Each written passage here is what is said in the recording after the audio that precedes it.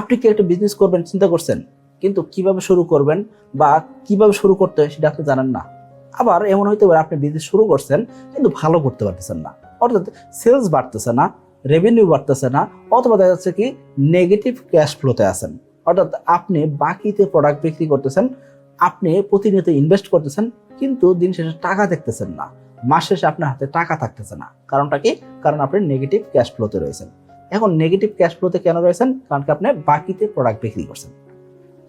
এই জিনিসগুলো আপনি বুঝবেন কেমনে, আপনার ব্যবসাটা কিভাবে সাস্টেনেবল করতে হবে, বা বিজনেস শুরু করার আগে কি কি করতে হবে, এবং কি বিজনেস শুরু করার পরে আপনার কি কি কাজ করতে হবে, সেই জিনিসগুলো আপনি এখনো সঠিকভাবে জানেন না।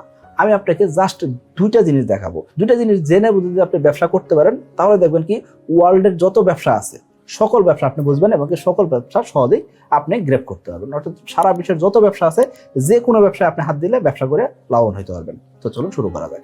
এখনো যারা চ্যানেলটিকে সাবস্ক্রাইব করেনি, সাবস্ক্রাইব করে দিবেন এবং বেল বাটন প্রেস করে দিবেন, যাতে নতুন নতুন যত ভিডিও আসে সবগুলো দেখতে পারেন। দেখুন, আপনি বলতে পারেন যে এই যে আপনি বললেন যে কোনো ব্যবসা করলে ভালো করতে পারবো, এই জিনিসগুলো যে আপনি বলতেছেন, আপনি কি ব্যবসায়ী কিনা? হ্যাঁ, আলহামদুলিল্লাহ, আমি বাংলাদেশের মার্কেট প্লেসে 50+ বিজনেস করে আসছি, এবং কি এখন আমার মোটামুটিভাবে 5-7টা কোম্পানি কিন্তু রানিং রয়েছে। সো আমি বলবো আপনাকে, আমার প্রত্যেকটা কোম্পানি কিন্তু এখন প্রফিটেবল, এবং কি আলহামদুলিল্লাহ ভালো করতেছে। সো আমি আমার ব্যক্তিগত জীবন থেকে যে জিনিসগুলো পেয়েছি, এবং কি ব্যবসায়িক জীবন থেকে যে জিনিসগুলো পেয়েছি, সেই জিনিসগুলো আমি আপনার সামনে উপস্থাপন করব। এখানে কারো ভালো নাও লাগতে পারে, তবে আমি বলবো আপনাকে যদি ধৈর্য ধারণ করে ভিডিওটা দেখেন, ইনশাআল্লাহ আশা করবো ভিডিওটি আপনার কাছে অবশ্যই ইনফরমেটিভ হবে। তো চলুন শুরু করি। দেখুন, আপনি যখন একটা ব্যবসা করতেছেন বা ব্যবসা করবেন চিন্তা করছেন, এই ক্ষেত্রে দুইটা জিনিস খুব ইম্পর্টেন্ট। এক নম্বর হলো ফাইন্যান্স বোঝা, দ্বিতীয়ত হলো সাইকোলজি বোঝা।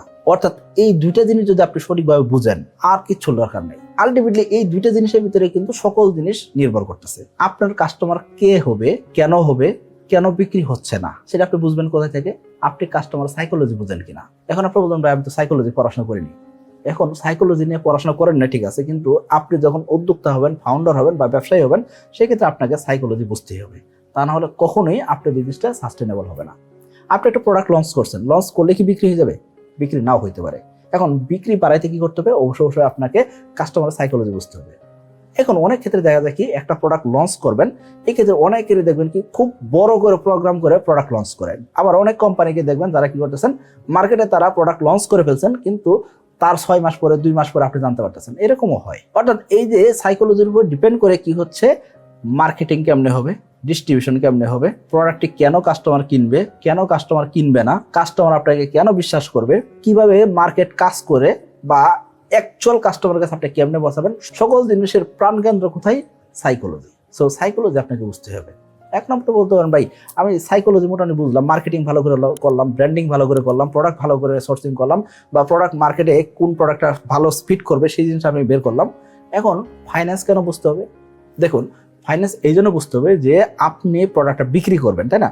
বিক্রি করতে আপনার মার্কেটিং করতে হবে, বিক্রি করতে আপনার ব্র্যান্ডিং করতে হতে পারে, বিক্রি করতে আপনার হয়তো বা স্টোর খুলতে হতে পারে, অর্থাৎ আপনার খরচ করতে হবে। সো খরচ করলেন, তারপর কি করতে হবে?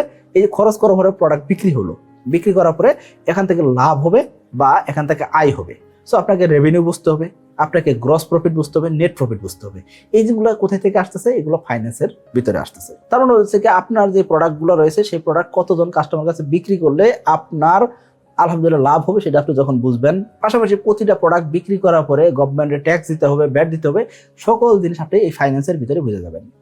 অর্থাৎ আয় ব্যয়ের হিসাবটা আপনার সঠিকভাবে জানা থাকতে হবে। এই জন্য আমি বলবো আপনাকে, যখন আপনার একটা কোম্পানি রয়েছে বা একাধিক কোম্পানি রয়েছে, অবশ্যই ফাইন্যান্স ডিপার্টমেন্টটা আপনার হাতের নিচে রাখা অবশ্যই জরুরি। পাশাপাশি সাইকোলজি যেটা বলতেছি, মার্কেটিং এবং ব্র্যান্ডিং যেটা হচ্ছে, সেলস ডিপার্টমেন্ট যেগুলো রয়েছে, সেগুলো আপনার হাতের নিচে রাখাটা খুব জরুরি। এখন আপনি উদাহরণ পাই অন্যান্য ডিপার্টমেন্ট, এইচআর আছে, আনুষঙ্গিক অনেক ডিপার্টমেন্ট রয়েছে, সেই ডিপার্টমেন্টগুলো তো অবশ্যই আপনি খোঁজ রাখবেন বা আপনার বিশ্বস্ত লোকজন রাখবেন, কিন্তু আপনার ফাইন্যান্স এবং সাইকোলজি বুঝতে হবে।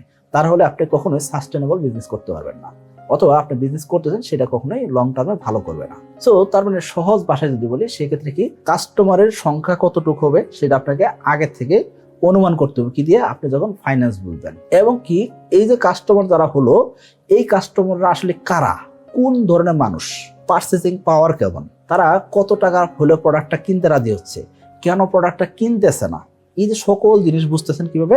আপনি সাইকোলজি বোঝার মাধ্যম দিয়ে। তার মানে সহজ ভাষায় যদি বলি যে আপনি 100 কাস্টমার কাছে প্রোডাক্ট বিক্রি করবেন, সেই 100 কাস্টমার আপনার লাগবে কেন? কারণ কি আপনার প্রোডাক্টের সংখ্যা ধরুন 100 বা 50টা বা 200, তাই না? সো আপনি এই প্রোডাক্টটা বিক্রি করবেন কাদের কাছে? পিপুলের কাছে। এই যে সব পিপুল আপনার থেকে প্রোডাক্টটা কিনতেছে, কতজন কিনতেছেন, এমনকি কতজনে কিনলে আপনার লাভ হবে সেই জিনিসটা আপনি বের করতেছেন ফাইন্যান্সের মাধ্যম দিয়ে। আবার তারা কেন কিনতেছে বা আসলে কেন কিনবে সেই জিনিসগুলো বুঝবেন কিভাবে? সাইকোলজি বোঝার মাধ্যম দিয়ে। সো এই দুইটা জিনিস যদি আপনি প্রপারলি বুঝেন, সেক্ষেত্রে ইনশাল্লাহ আপনার ব্যবসা অবশ্যই লাভজনক হবে। আশা করি বুঝতে পারছি। সকলে ভালো থাকবেন, সুস্থ থাকবেন। আসসালামু আলাইকুম।